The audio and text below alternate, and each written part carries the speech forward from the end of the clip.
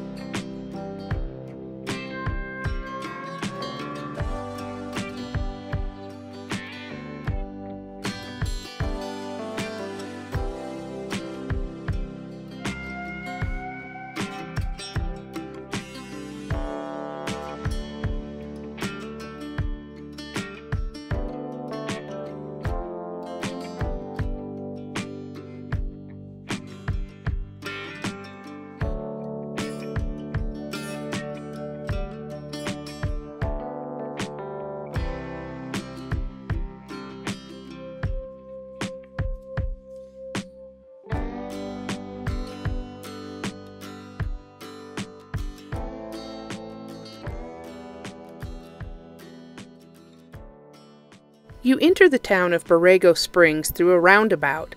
It was a hub of activity, with a park in the middle, little art shops and produce stands circling it.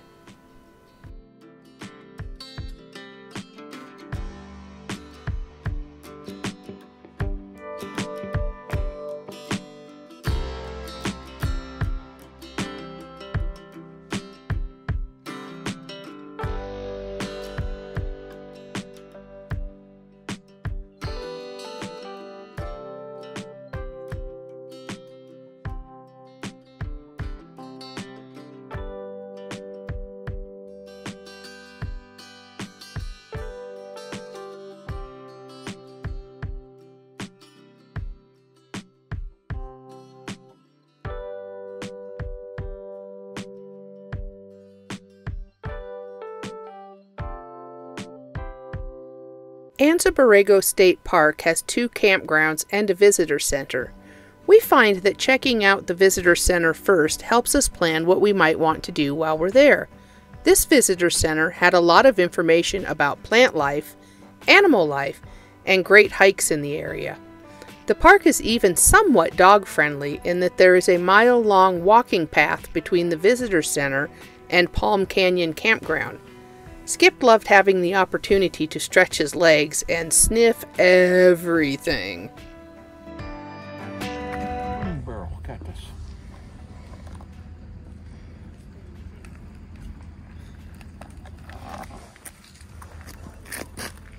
You just keep calling it a barrel cactus. So, oh, let's go over here.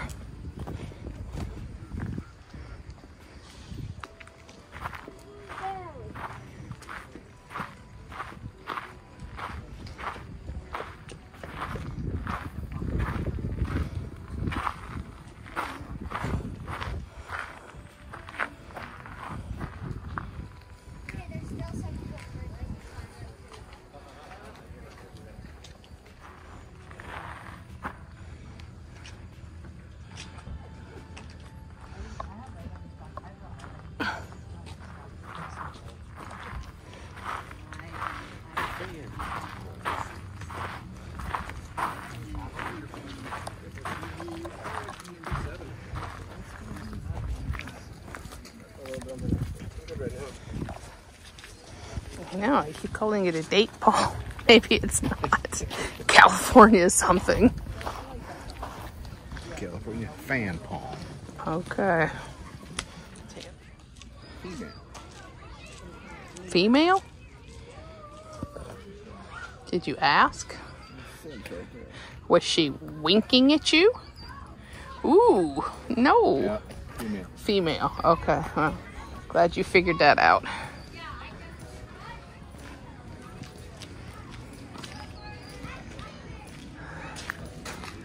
Okay, you ready to go find some stuff? Yeah.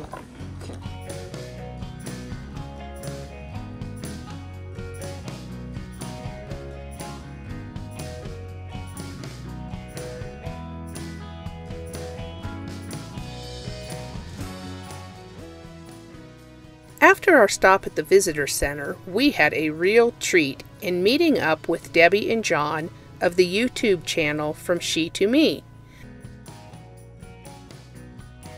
Show up with a video camera right in your face when we get here. We have been watching their videos for some time and have been inspired by their travels. It was through their videos that we learned of Borrego Springs and we added it to our places to see list.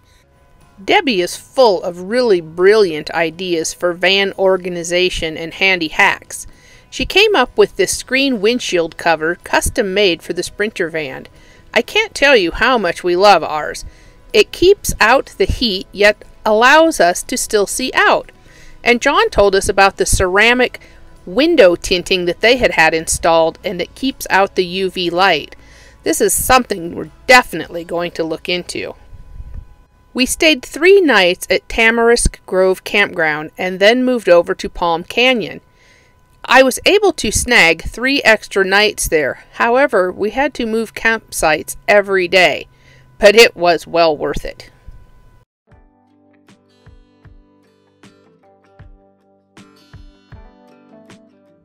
Within minutes of putting out the awning and the chairs, we had visitors.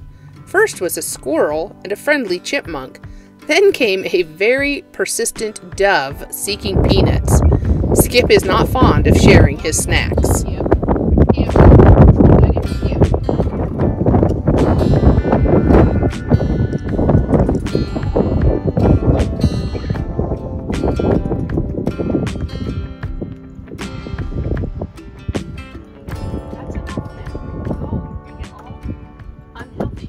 I was amazed to see this little bird had made its nest in a cholla cactus.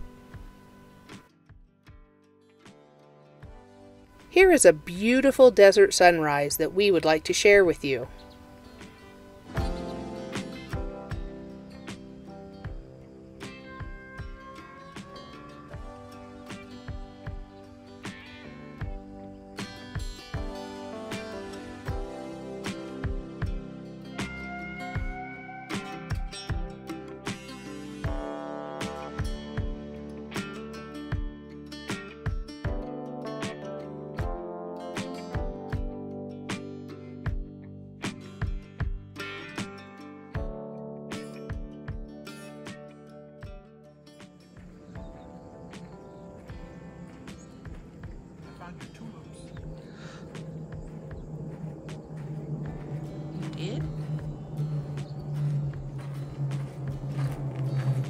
Desert bugle flower.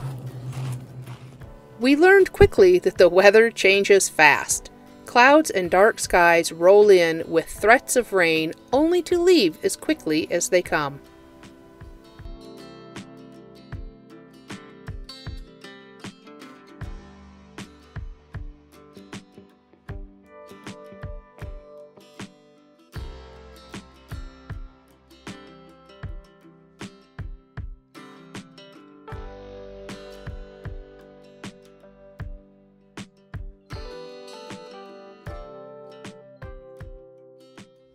But finally the rain arrived. We watched from inside the van as the desert soil did its best to soak up what fell from the sky. It didn't last long, and it must have inspired some of the wildlife to come out and see what was going on, because out of the corner of my eye was a roadrunner. These are very elusive little creatures that are not easy to spot. Our camp host said that she had been in the park for 3 months before spotting one. I just kept thinking, meep meep.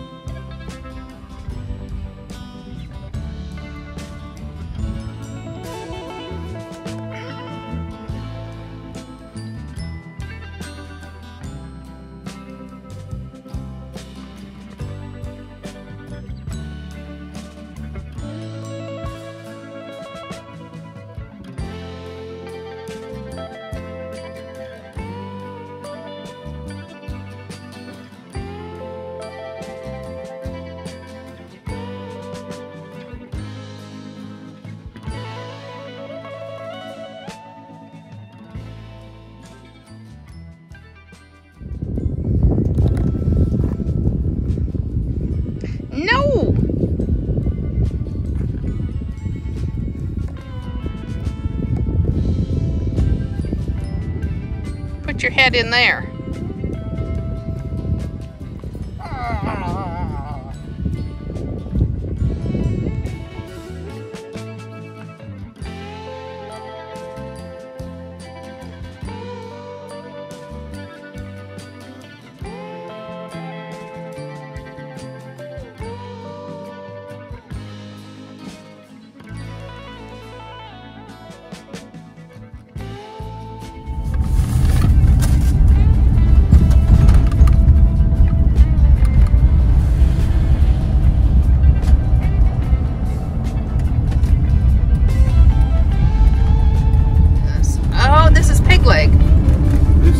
This is Peg Leg, because now this is Peg Leg Road. Somewhere is the Peg Leg Monument. I don't know where. Did you want to pull in there? That generator running.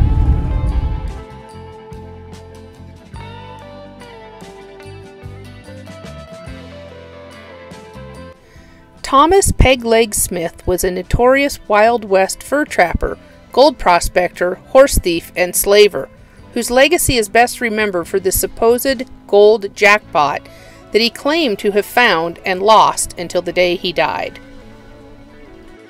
Borrego Springs is a popular place for biking. You really need to be on your toes and keep your eyes open. We can't wait to come back with our e-bikes.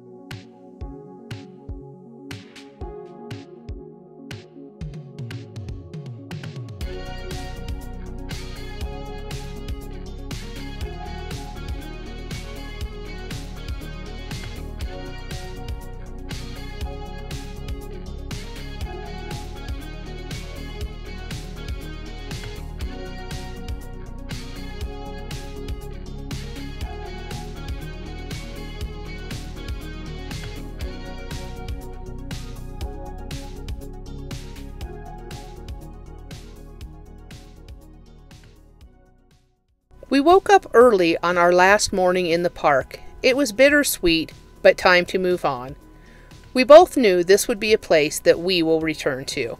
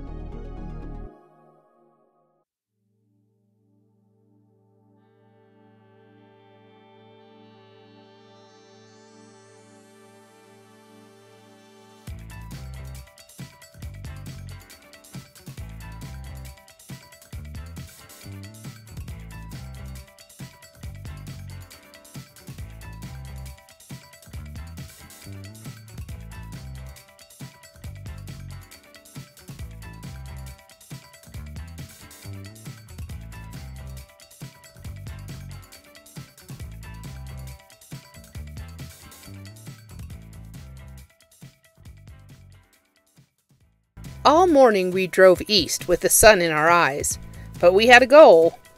We thought we had found the best California date shakes in Westmoreland. However, John and Debbie told us that Shields in Indigo was even better. So, you know it, away we went. And yes, we will both agree, Shields was the best. From here we decided to drive back through Joshua Tree, but this time entering from the south and driving north on the same route we had taken just weeks before. The landscape is so beautiful, and while it may take a bit longer, it beats any interstate hands down. This tree up here kind of looks like a Christmas tree.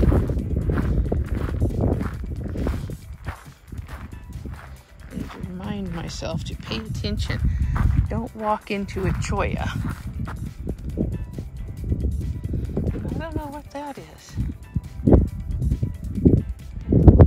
Okay, so we're looking for Joshua Tree blooms. And it looks like they are almost ready to bloom. Okay, he was right. They're kind of pretty when they're all sparkly like that. Ooh, okay, cold.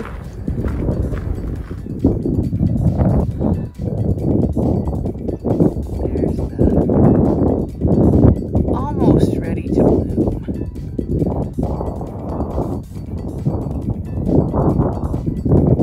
If we could just stay here a little longer, we'd probably see that bloom. I saw one. I didn't get a picture of it. But the campgrounds are full. I'm going to try to snag us a reservation somewhere, but we'll see.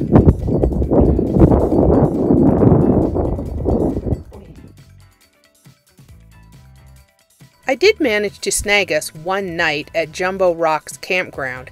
It was packed full of people, but I think we got the best sight in the entire campground. And the night skies were beyond words.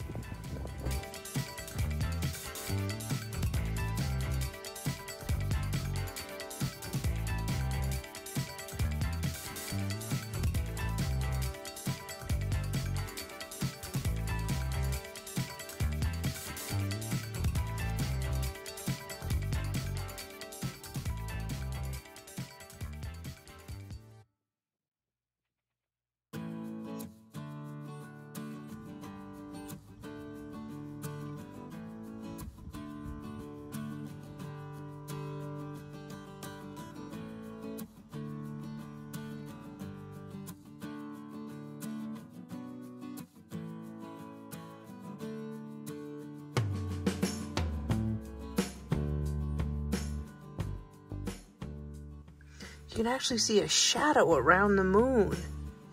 What was the moon was supposed to be doing something weird? Remember how you said something about planets lining up? 5 planets by the moon.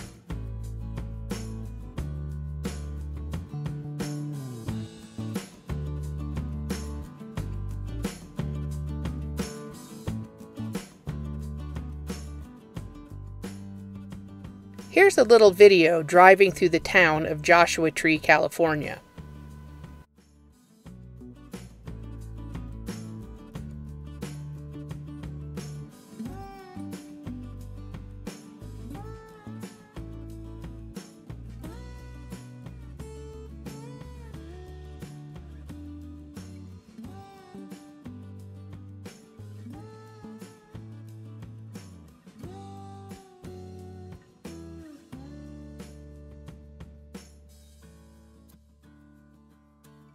It was interesting to see what storm damage had occurred in the Yucca Valley since we had driven through a few weeks earlier. Some areas of the road had been flooded and sand had to be pushed out of the way.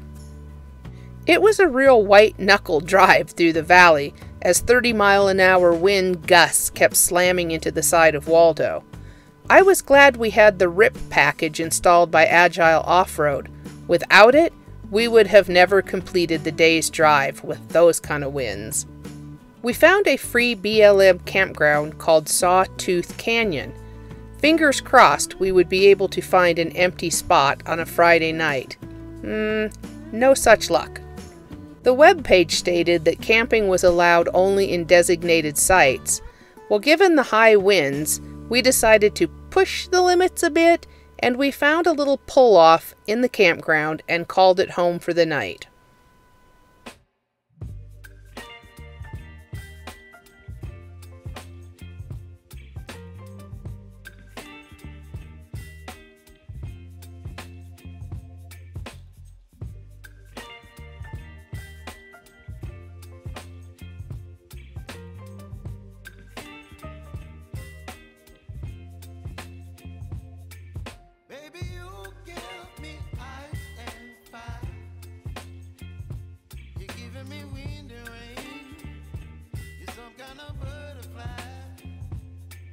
Baby, you give me midnight.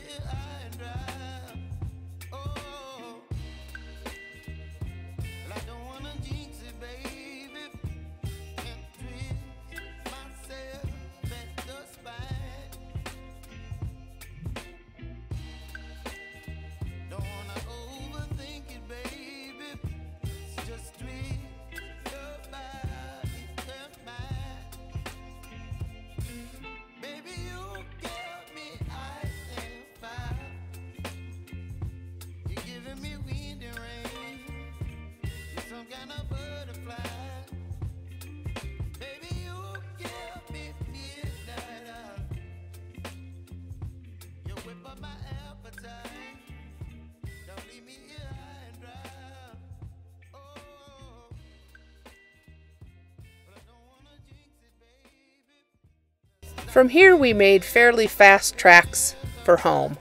We both had a bit of that horse seeing the barn door feeling going on. We had been on the road for 6 weeks and home was calling. So we did an overnight stay at the Tachi Palace again. It was nice to see the California Aqueduct running so full. We stayed the next night at the Olive Pit in Corning. These quick overnight stays are so helpful when just passing through, and we also found some delicious treasures. Shasta Lake was looking quite full as well.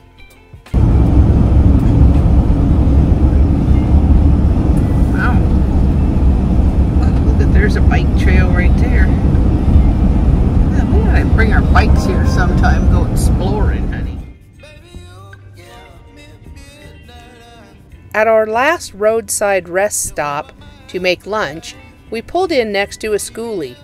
We never saw who was driving it, but I would have loved to strike up a conversation. Maybe next time. This ends our, hey, let's take a road trip to Quartzsite series. Hopefully you enjoyed watching them. I've learned a few new things about video editing, and hopefully my videos continue to get better. Thanks for watching.